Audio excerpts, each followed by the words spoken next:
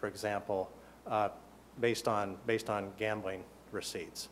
And some states have done that, but I kind of think that's just as a society, those sorts of things should be, I think stadiums and those things are a different issue, but I think sort of the things that are in the Constitution that we're fundamentally responsible for providing, I think it's sort of looked at as an easy way to do it, and I'm not sure that's the right way to do it. But, I mean, reasonable people can disagree.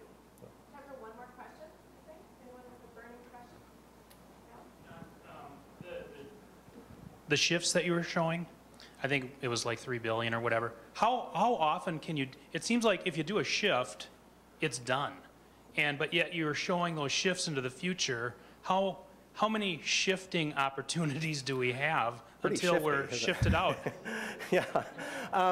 It's the way they work. You can kind of extend them or change the ratios and percentages a little more. This has been done in the past. You sort of shift and then you buy them back. So you put money back into it and buy them back, and then when there's a problem again, it's shifted again. It's not a good practice to do. We did it during Arnie's day. It took us years to buy it back. And it's kind of a reserve fund the way it's used, but it plays havoc on school financing. And that's, I think, the bad part. Is because what it does basically, and they're different shifts. I called it the shift, but there are a number of them. One of the things the schools had to deal with in this last year was the state, for its cash flow problems, delayed payments. In fact, they delayed payments to some businesses too. You probably saw that. And so over the end of their fiscal year in order to help their cash flow. But then what that does is hurts the cash flow of the schools or businesses to do that. So and I would say that probably one of the greatest challenges as a local official is the uncertainty.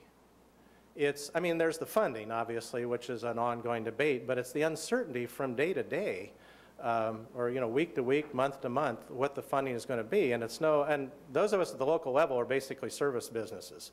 I mean, we have very few philosophical debates about the Republican way to plow streets and the DFL way to fight fires. I mean, we basically are a service business. And when you're trying to run a business like that, it's difficult when you don't have that certainty of your funding. I want to thank you so much for being here this morning. This was very insightful, very helpful, a lot of really good information and good data. So thank you very much. Thank you for your time.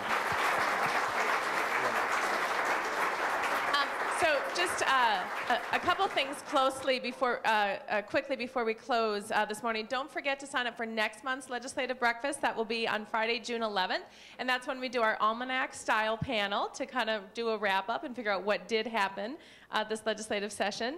And so that does conclude our program. Again, John, thank you very much. And also want to thank our sponsors, Grand Casino Mille Lacs and Hinckley. Thank you very much. Citizens Independent Bank, Voyager Bank, Comcast, and Swank Audio Visual. So have a great day and a better weekend. Thank you, everybody.